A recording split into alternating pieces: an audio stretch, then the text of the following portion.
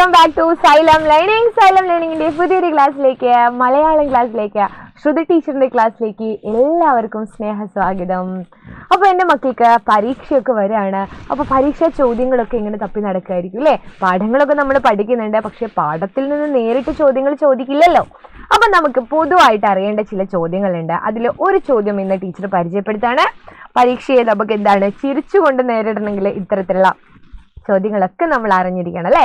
അപ്പോൾ മറന്നു പോകാതെ എല്ലാവരും വാട്സപ്പ് കമ്മ്യൂണിറ്റി ഗ്രൂപ്പിൽ ജോയിൻ ചെയ്യണം. എങ്കിൽ മാത്രമാണ് നമ്മുടെ ലൈവ് ക്ലാസ്സിൻ്റെ ഒക്കെ നോട്ട്സ് നിങ്ങളിലേക്ക് എത്തും. ഇനി പരീക്ഷയാണ്, നോട്ട്സിന് വേണ്ടി ഇങ്ങനെ പരക്കം പായും അല്ലേ? മോഡൽ ചോദ്യങ്ങൾ, ക്വസ്റ്റ്യൻ പേപ്പറും കാര്യങ്ങളൊക്കെ ആയിട്ട്. അപ്പോൾ ഇന്ന് ടീച്ചർ കത്ത് തയ്യാറാക്കുന്നത് എങ്ങനെയാണെന്ന് നോക്കാം കേട്ടോ.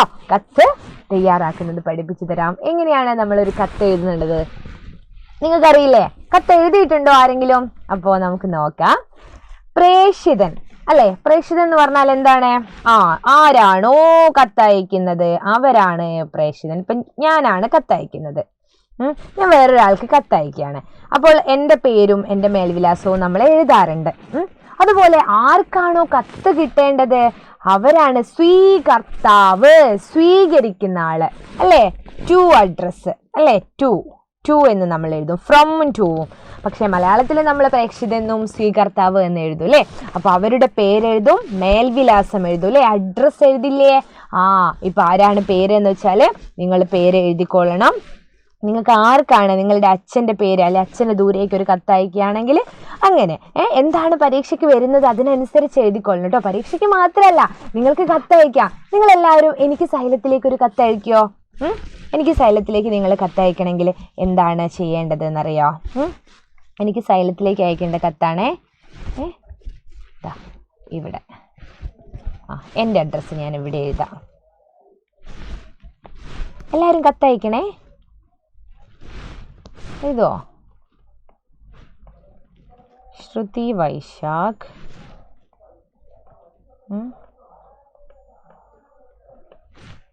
Xylem learning.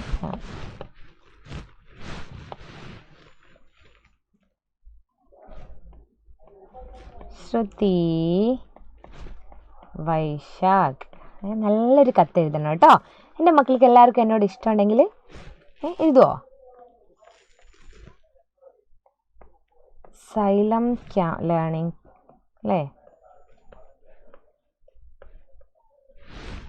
അല്ലെങ്കിൽ സൈലം ഫ്യൂച്ചർ ക്യാമ്പസ് എന്നാണ് നമ്മളിതിന് പറയാം.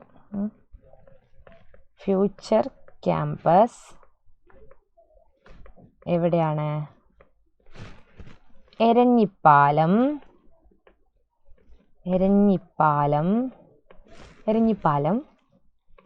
കോഴിക്കോട്, അല്ലെങ്കിൽ കാലിക്കറ്റ്. എന്തെഴുതിയാലും കുഴപ്പമില്ല. കാലിക്കറ്റ്. എല്ലാവരും എഴുതുമോ? കത്തെഴുതുമോ? കത്തെഴുതണം കേട്ടോ. നിങ്ങളുടെ സ്നേഹമൊക്കെ അറിയിച്ചുകൊണ്ട് എനിക്കൊരു കത്ത് നിങ്ങൾ എഴുതുമെന്ന് ടീച്ചർ വിചാരിക്കുകയാണ്. അപ്പോൾ നമ്മൾ ആരൊക്കെയാണോ കത്തയക്കുന്നത് അവരാണ് ആര്? സ്വീകർത്താവ്. ആരാണോ അയക്കുന്നത് അവരാണ് പ്രേഷിതൻ എന്ന് പറയൂ കേട്ടോ. പ്രേഷിതൻ. അപ്പം നമ്മളൊരു കത്ത് എഴുതാം. ഞാനിപ്പോൾ ഒരു പാറു എന്ന് പറയുന്നൊരു കുട്ടിക്കൊരു കത്ത് എഴുതാണ്. എന്താണ്? എൻ്റെ ബർത്ത്ഡേ ഉണ്ടായിരുന്നേ. അപ്പോൾ ആ ബർത്ത്ഡേ സെലിബ്രേറ്റ് ചെയ്യാൻ വേണ്ടിയിട്ട് എൻ്റെ ഫ്രണ്ടായ പാറുവിന് വരാൻ പറ്റിയില്ല.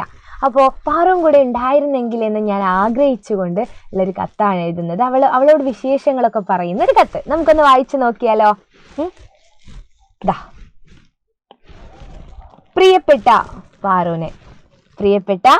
പാറുനെ, നീ സ്കൂളിൽ പോകാറില്ലേ?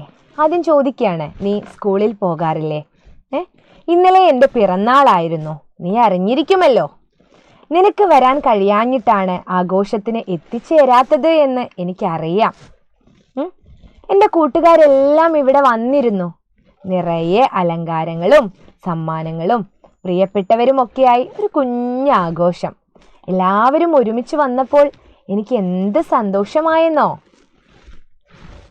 പിറന്നാളിന് അച്ഛൻ എനിക്കൊരു സൈക്കിളാണ് വാങ്ങി തന്നത്. ഒരുപാട് വിഭവങ്ങളുമായി അമ്മ പിറന്നാൾ സദ്യയും ഒരുക്കി. നല്ല രുചിയുള്ള കേക്ക് ഉണ്ടാക്കി തന്നത് ചിറ്റയായിരുന്നു. നിന്നെ എനിക്ക് വല്ലാതെ മിസ്സായിരുന്നു. അടുത്ത പിറന്നാളിന് നീയും കൂടെ വേണം. അന്ന് നമുക്കൊരുമിച്ച് പാവപ്പെട്ട കുറേ പേർക്ക് ഭക്ഷണം കൊടുക്കണം. വിശേഷങ്ങളൊക്കെ പറഞ്ഞു. അതിനുശേഷം പറയാണ് വീട്ടിലെല്ലാവരോടും ചോദിച്ചതായി പറയണേ.